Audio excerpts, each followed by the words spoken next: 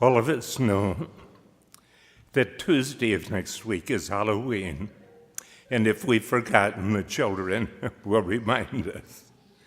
But I remember as a child being invited to Halloween parties, and it was always the requirement that we wear a mask, and it was great fun, pretending to be someone other than who we really were, and trying to make others guess our identity, our real identity.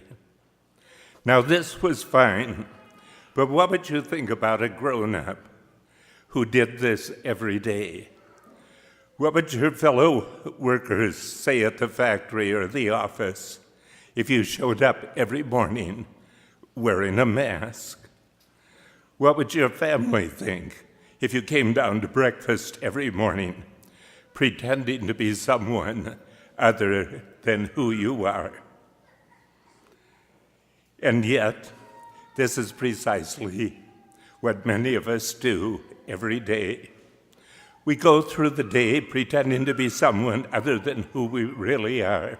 We wear a mask. We cover up our real thoughts and feelings, and we don't let anyone see us as we really are. And most of us don't feel very good about this when it happens, because there's a terrible loneliness that comes from not being understood, from not being known as we really are. Why do we do this? Why do so many of us present ourselves to others in a way that really does not reflect what we truly think or truly feel? Why can't we just be ourselves and let others know us as we really are?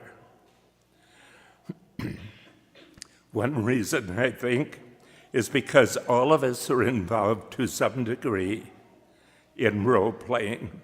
We're always trying to be what we think others expect us to be.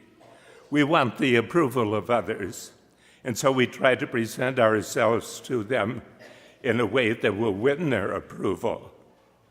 But there's another reason, too, why many of us cover up our real thoughts and feelings, and that is because we really don't like the person that we are. We don't like the way we act, we don't like the way we feel, and we're pretty sure that if we let others know us as we really are, they won't like us either. All of us want to be accepted. All of us want the approval of others. So we think that if we only show them our good side, that maybe they will love us. But we're not at all sure that if we show them the other side of us, the dark side, the shadow side, the part that we don't like, that they still will love us. In other words, we really don't believe that we are lovable just as we are. Now, you're probably wondering what all this has to do with the scripture readings that we have just heard. Jesus reminds us in the gospel that the greatest commandment, the one that sums up all that God expects of us, is that we should love the Lord our God with our whole heart and mind and soul, and that we should love our neighbors as ourselves. And we cannot love our God in the way that we should if we do not love ourselves, if I do not like this person that is me.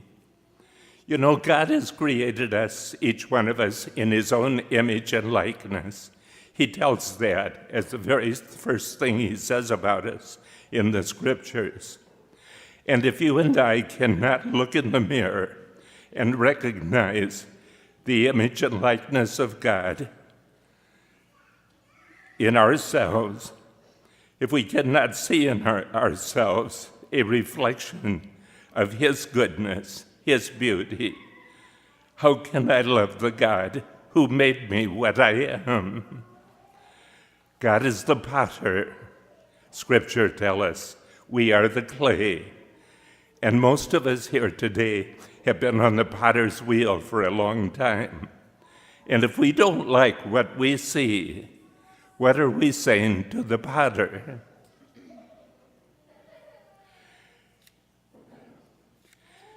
Do you see where it all begins? Fulfilling the command of Jesus in the gospel this morning. That it begins with loving and accepting ourselves. And if we don't learn how to do this, we will never be very good at loving our neighbor. But there's a problem here for us. Something that gets in the way. Something called original sin.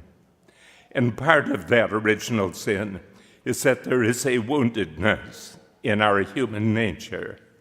A wound in each one of us that comes not from our own sins, but from being sinned against by others, sinned against by society, by our culture, that tells us that only perfect is good, that anything less than perfect is bad.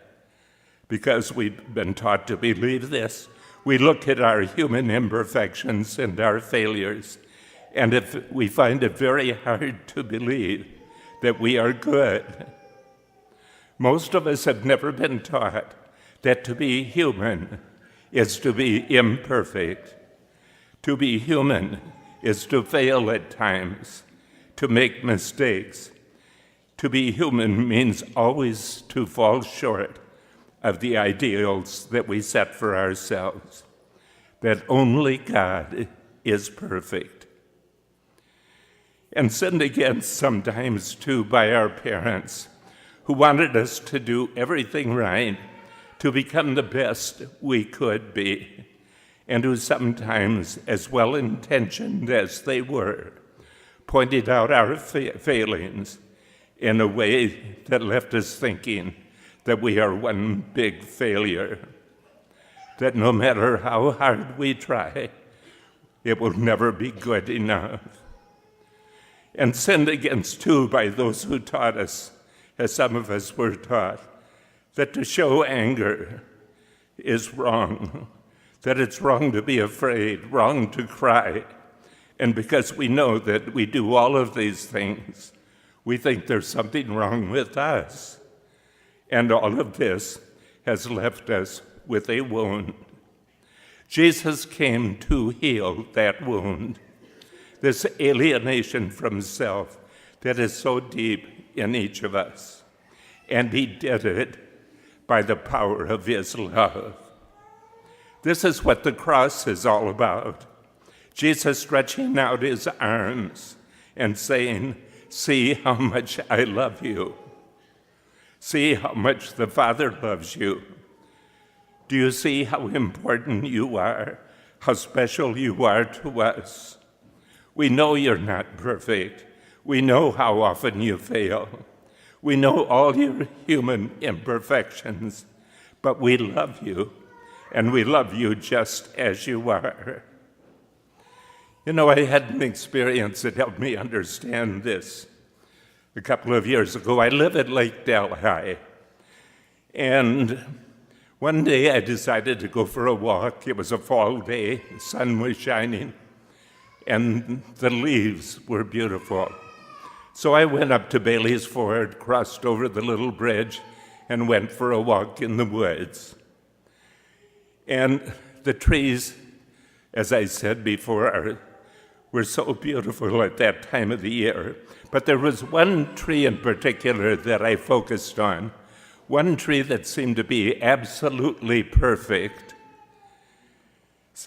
But you know, as I got closer to that tree and walked up to see it at close hand, there was not a leaf on that tree that did not have an imperfection. Not a perfect leaf on that perfect tree that I saw. And it taught me something about us. Because I think when God looks at us, he looks at the tree. He doesn't look at each leaf on it. He sees the whole person. He sees all of us. and he sees the goodness in our hearts. He sees the good leaves and the bad. But what I came away with was a resolution that I'm going to spend more time looking at trees and less time looking at leaves.